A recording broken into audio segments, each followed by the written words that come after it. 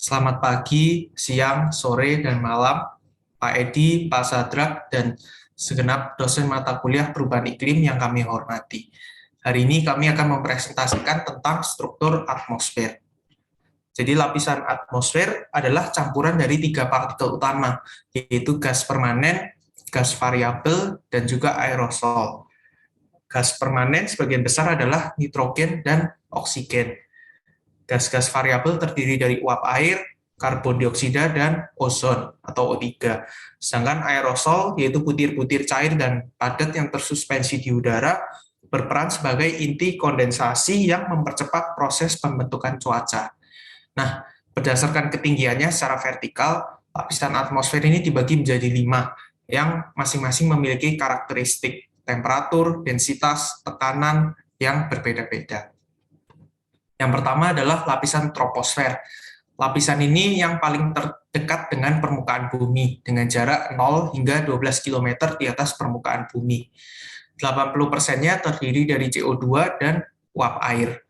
Di lapisan ini, sebagian besar fenomena cuaca terjadi, sehingga lapisan ini adalah yang paling diteliti oleh para ahli meteorologi. Antara troposfer dan stratosfer dibatasi oleh tropopause, di mana setelah melewati tropopause dan menuju stratosfer, makhluk hidup tidak dapat lagi hidup untuk waktu yang lama. Kemudian yang kedua akan dibahas mengenai lapisan stratosfer. Lapisan yang bersuhu dingin dan hanya ditempati oleh ozon disebut sebagai lapisan stratosfer. Lapisan stratosfer berfungsi sebagai pelindung dari gelombang radiasi ultraviolet yang sangat membahayakan jika terkena kulit manusia. Dapat dilihat pada gambar berikut bahwa lapisan stratosfer berada pada ketinggian 10 km hingga 50 km di atas permukaan bumi. Atau lapisan ini biasa juga disebut sebagai ozone layer. Lapisan ozon akan menipis jika aktivitas di dunia banyak melakukan perusakan, seperti penambangan pohon secara masif. Beberapa karakteristik lapisan ini adalah, yaitu tempat lapisan O3 atau ozon berada, dan lapisan pembatas stratopause. Kemudian akan dibahas mengenai lapisan yang ketiga, yaitu mesosfer. Lapisan ini berada pada ketinggian 50 km sampai dengan 75 km di atas permukaan bumi. Lapisan ketiga dari atmosfer ini terjadi penurunan suhu yang cukup signifikan setiap bertambahnya ketinggian. Dapat dilihat, lapisan mesosfer berada di antara stratosfer dan termosfer. Suhu pada lapisan mesosfer bisa mencapai 0,4 derajat Celcius setiap pada ketinggian 100 meter. Jika Anda bertanya, kenapa meteor yang sangat besar dapat hancur sebelum masuk ke bumi? Alasannya adalah, pada lapisan mesosfer, setiap benda luar angkasa yang masuk akan dibakar dan diurai menjadi debu.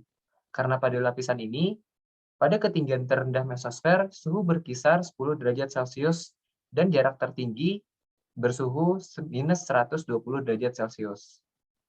Kemudian, apa saja yang menjadi karakteristik lapisan mesosfer?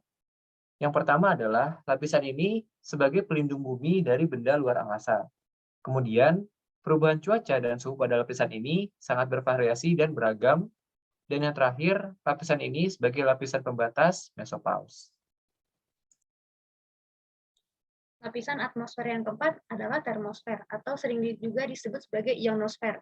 Termosfer adalah tempat terjadinya ionisasi partikel yang memberikan efek pada perambatan atau pemantulan gelombang radio.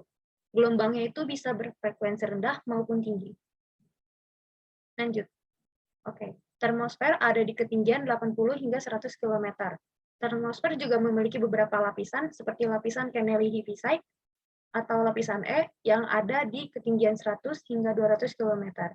Lalu lapisan apleton atau juga sering disebut sebagai lapisan F yang ada di ketinggian 200 hingga 400 km.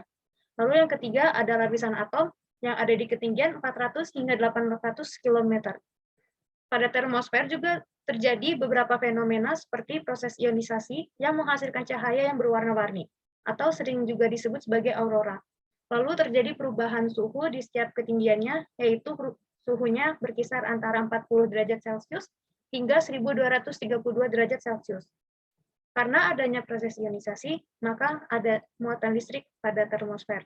Lalu, termosfer juga merupakan tempat pemantulan gelombang radio. Lanjut. Lalu lapisan terakhir yang ada di atmosfer adalah eksosfer. Jaraknya atau letaknya ada di ketinggian 800 km hingga 3.260 km. Karena ini merupakan lapisan terakhir di atmosfer, maka ada interaksi dengan gas-gas yang ada di luar bumi. Lalu suhunya juga mencapai 2.200 derajat Celcius. Eksosfer memiliki kekuatan gaya tarik bumi yang rendah karena sangat jauh dari permukaan bumi. Lalu unsur hidrogennya sedikit, oleh karena itu terdapat cahaya yang disebut juga sebagai cahaya zodiakal dan gegenserin.